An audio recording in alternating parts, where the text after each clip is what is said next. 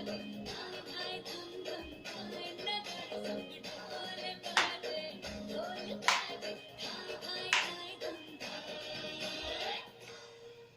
dostlar, осыдан видеомыз бітті.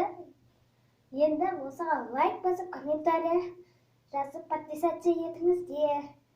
Сіздермен бірге аяулым.